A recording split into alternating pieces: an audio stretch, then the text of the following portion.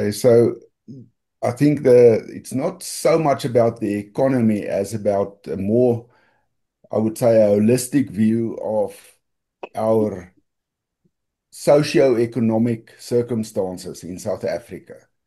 And we did actually, I think 3 weeks ago, Diane took us through this, but at a very high level. So I just want to delve into a little bit more detail as to the rationale of how we came about structuring this what we call a governmental value chain that could really be a solid foundation, like we also saw in Isaiah 33:22. Unless God is our lawmaker, our king, and our judge, everything just goes haywire. So it's again coming back to a biblical foundation. But what you see now is the four ideals that's expressed in the preamble of our Constitution. Now, I believe the Constitution started off on the right foot, started off on a biblical foundation until at the point where they took out in the preamble the part that says in humble submission to Almighty God. And then, you know, as we know, if we take God out of the equation, everything goes haywire. So the whole, let's say the heart of this um, is really to bring God back into the equation like it was originally intended. And we saw, not going to put it on the screen, but we saw that when God is our judge, our lawmaker, and our king in Isaiah 33:22, that really is the three pillars of our government, and all governments, let's call it democratic governments, were based on those three pillars, that there is a judiciary, there is a parliament or a law-making entity, and then there is the executive, which really is the king. So our current system of government gives a perception that it is built on that. But as we saw last or the week before, it really has been uh, skewed by the whole party political structure. And that is where the political spirit got a foothold. So the whole point of what we positioning in terms of what could a government of the future look like is to take the foothold or to reduce the foothold of the political spirit, and in fact to eliminate it completely, and how we could return to a godly system of government. Um, and what we talked about last week, the whole concept of leaders in communities, and then those leaders become leaders in the municipalities, in the districts, in the provinces, and then ultimately at national level. That is really based on the Jethro principle, where Jethro went to Moses and said to him, you need to appoint leaders over 50, leaders over 100, leaders over 1,000. It's exactly the same principle. And the ultimate, what happened was the result of that was peace. People lived in peace. If you go read, it's in Exodus. I can't remember exactly which chapter in Exodus. But for me, that really said, okay, that is a form of democracy. And in there it said, Jethro said to Moses, choose those leaders and then appoint them. So it's always a two-step approach. First, you choose, and choose can be translated as elect as well. So I believe it was a form of democracy. They were democratically elected because elect or choose. And then they were appointed. Once elected, they were appointed. And I think if we return to those foundational principles and really implement them as simple as it is, not in this complex, convoluted way that we see today, then we would be able to restore our government to a godly foundation. So if we look at what's on the screen, it really is about how can we, based on those ideals, which I believe is very good ideals, and they align with biblical values, how can we create an authentic citizen-centered government that will really deliver value to our citizens? Because I think we can all agree today we get zero value out of our government. So the government is not fulfilling their calling and their godly destiny by providing value to the citizens of South Africa. So if we look at the first ideal in the preamble, we can really summarize it as to say, if we could instill a culture of healing into our nation, it really is the starting point of, we know that in South Africa, even though we're a diverse set of cultures in this nation, we don't have that unity yet. And the reason we don't have that unity is because we haven't healed properly as a nation yet. Um, so if we could instill that culture of healing, I believe that's a very good starting point. And there's been several attempts, but none of them came out of a godly, um, yeah, had actually a godly foundation in them. Then, to create an appreciation for order, we see the chaos around us. If we could do that, because that's what the second ideal could be summarized at.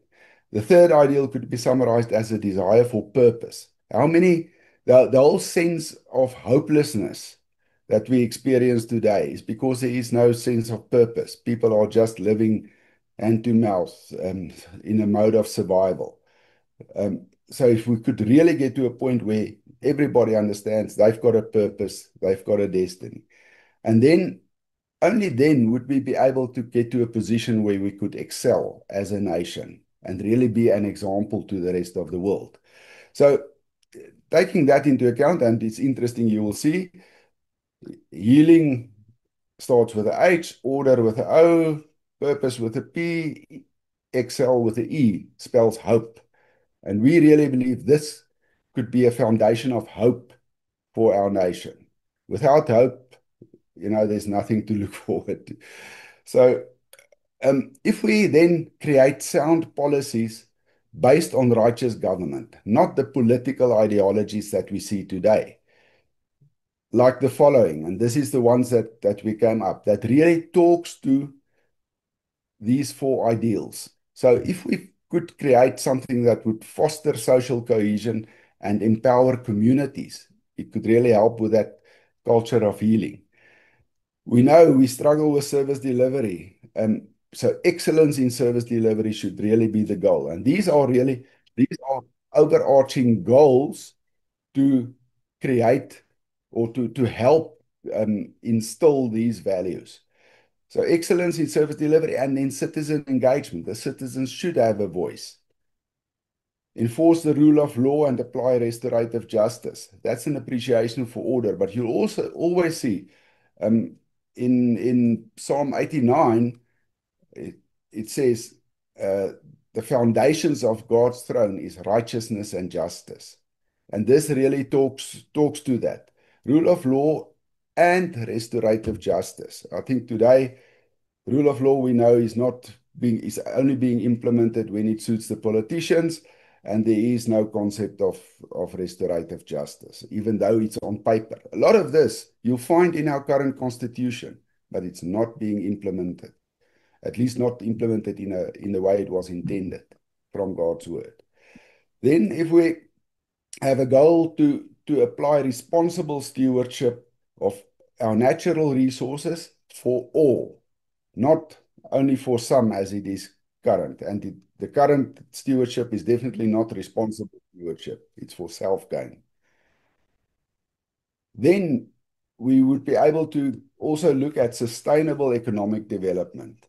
And the principle there should be shared prosperity. Not only some people benefit from economic development, but all people of this country. And if we could find a way to do that, that would be a fantastic goal.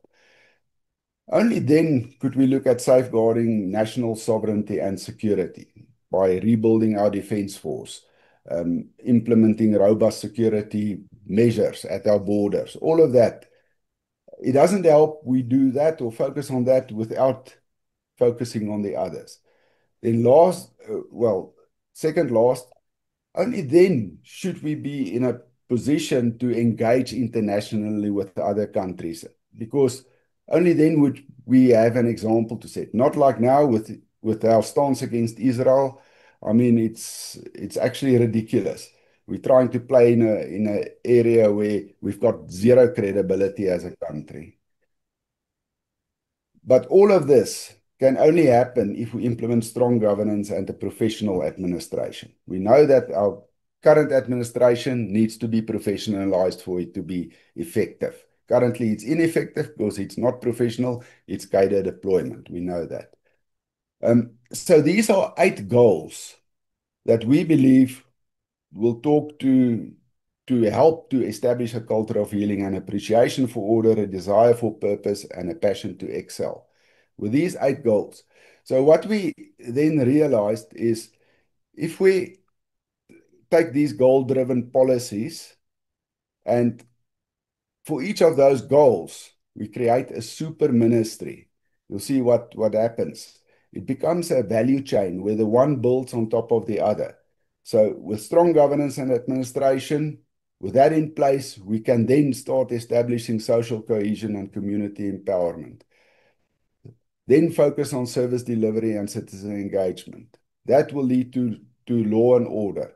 That will lead to natural resources being responsibly stewarded. That will lead to economic development and prosperity. Then we've got something of value that we need to protect, and that will give us a voice in the international arena.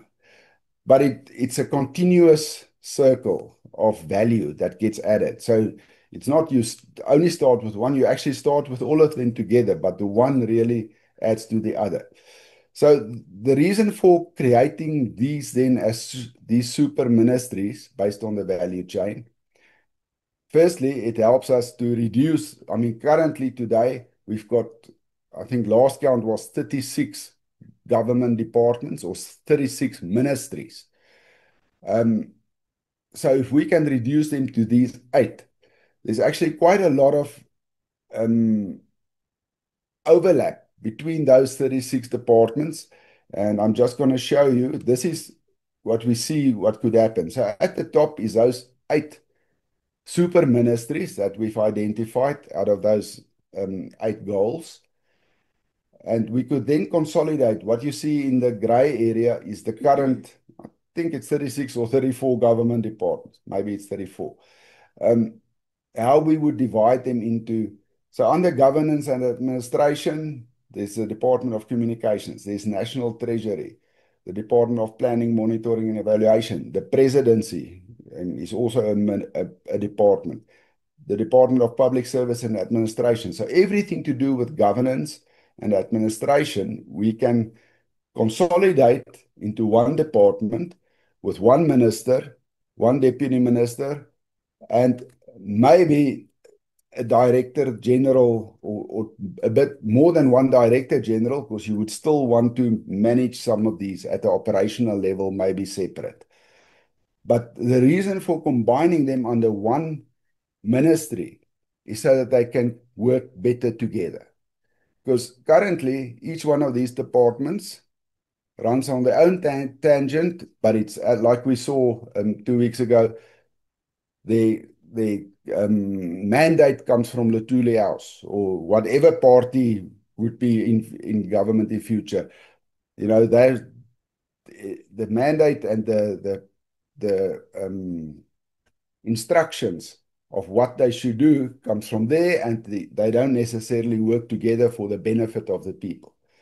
If you look at the Ministry of Social Cohesion and Community Empowerment, it's all the education departments, human settlements, land reform, social development, sports, arts and culture, traditional affairs, women, youth, and persons with disabilities.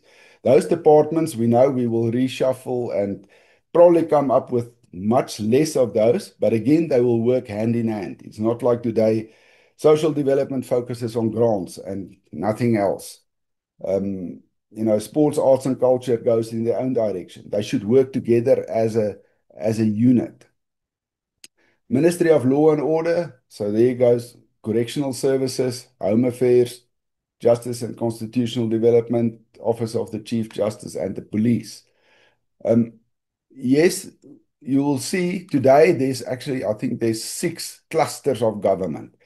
And this is more or less those clusters have been formed where those ministers are supposed to sit together regularly and say, this is what I'm doing in my department, that's what you're doing in your department, and they should collaborate. But we know for a fact they don't. They just each worry about their own fiefdom.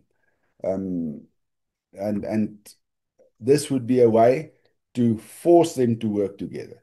The most exciting one for me is if we look at the Ministry of Economic Development and Prosperity, is where we bring labor, public enterprises, technology and innovation, small business development, tourism, trade, industry, and competition together. Um, Again, one minister, one direction, all work hand in hand.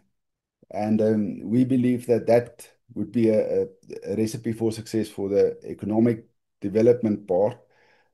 Um, then the maybe the one that's probably the most controversial would be Ministry of Natural Resources. You'll see there agriculture, forestry, fisheries, and the environment, those kind of go together, although there's opposite objectives in those.